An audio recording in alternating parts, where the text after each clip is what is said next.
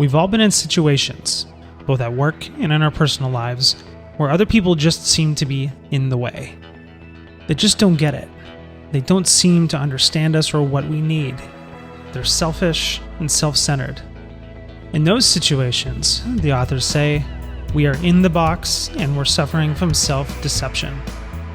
This excellent book by the Arbinger Institute pulls back the blinds that are making us act in a way that is toxic to relationships, business and personal, and guides us how we can identify when we're under the influence of self-deception and self-betrayal, and by how changing our frame of mind, we can get out of the box and benefit from appreciation of others.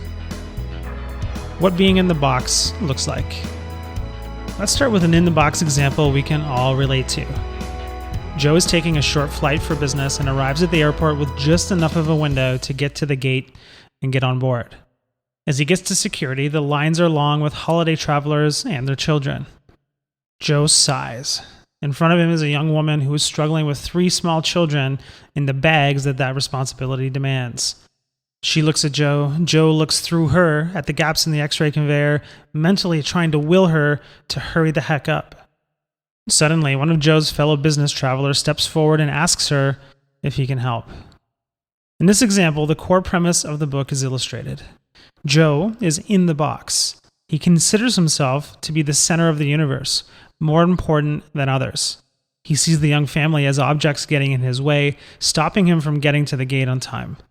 The other traveler, the one that helped the young woman, is out of the box.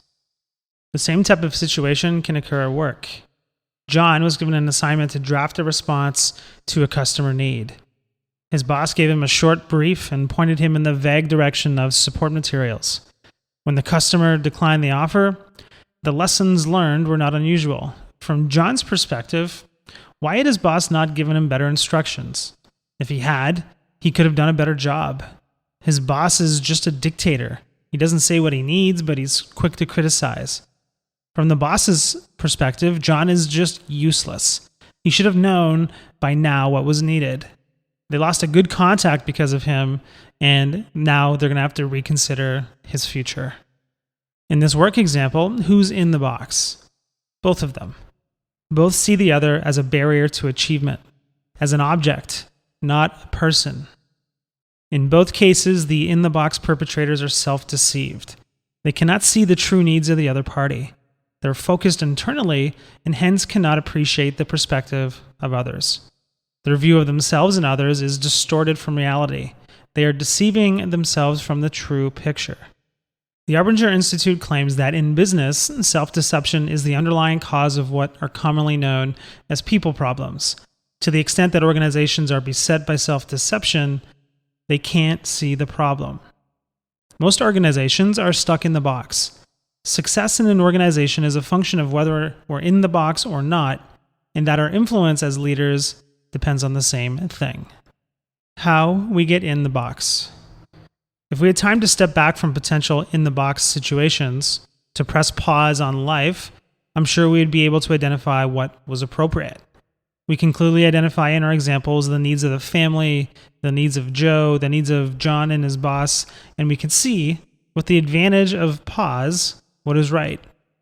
Think of a time when you felt you should help a coworker but then decided not to. Or a time when you felt you should apologize to someone but never got around to doing it.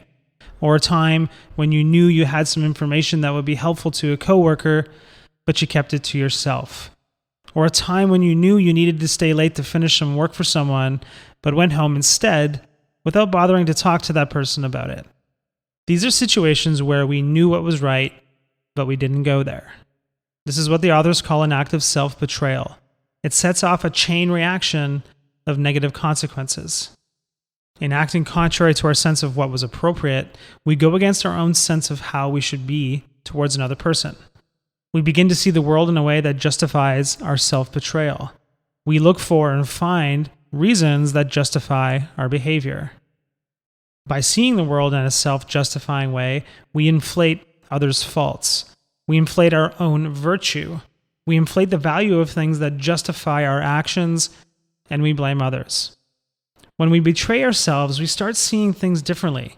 Our view of others, ourself, our circumstances everything is distorted in a way that makes us feel okay about what we're doing. Most of us have self-justifying images we're carrying around, always ready to defend them against attack. What we need most while we're in the box is to feel justified. So we lay the blame for any failure or issue on those who don't conform with our image. We pull them into the box with us, and in turn, they blame us for blaming them unjustly.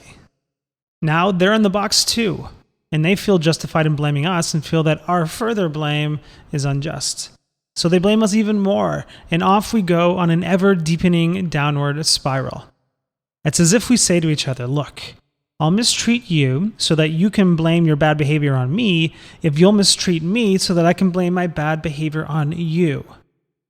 If we're in the box, we'll be inviting others to be in the box too, and we'll end up with self-betrayal getting in the way of what we're trying to do, helping the organization and its people to achieve results.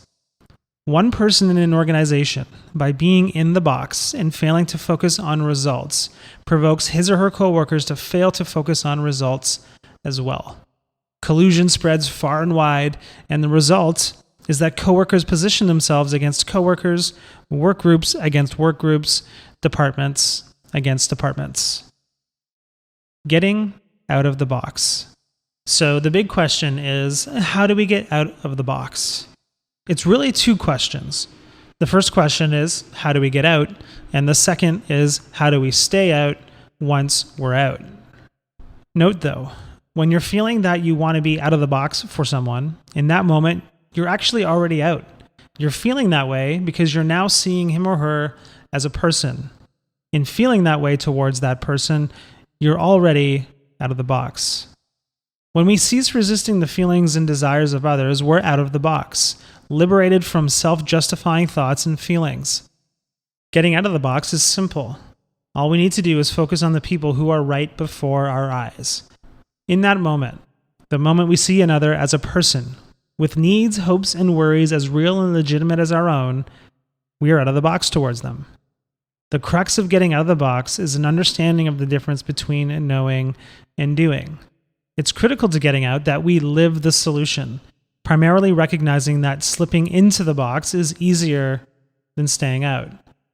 Here's some things we can start doing to stay out. Don't try to be perfect, just try to be better.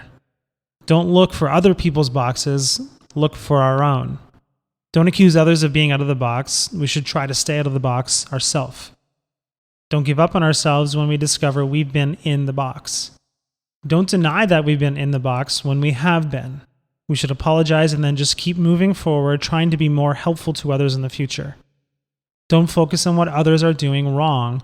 We should focus on what we can do right to help. We should not worry whether others are helping us. We should worry whether we are helping others.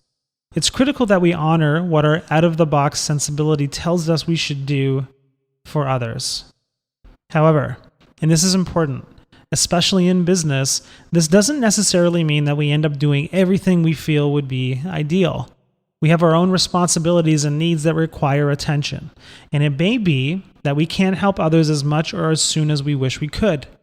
In those situations, we will have no need to blame them and justify ourselves because we will still be seeing them as people we want to help, even if we're unable to help at that very moment or in the way we think will be ideal. We simply do the best we can under the circumstances. It might not be ideal, but it will be the best we can do, offered because we want to do it. Leadership out of the box. Here's an example of what being out of the box looks like in a business environment. Understanding the impact of being in and out of the box led a CEO to institute a new way of tackling problems in their company. Rather than going to the person he thought was causing the problem and demand that the person fix it, the CEO began to consider how he himself might have contributed to the problem. He then called a meeting including each person in the chain of command down to where the level of the problem existed. He began the meeting by identifying the problem. He laid out all the ways he thought he had negatively contributed to the culture that had produced the problem and proposed a plan to rectify his contributions to the problem. He invited the person directly below him to do the same thing, and so on down the line. By the time it got to the person most immediately responsible for the problem, that person publicly took responsibilities for his contributions and then proposed a plan for what he would do about it.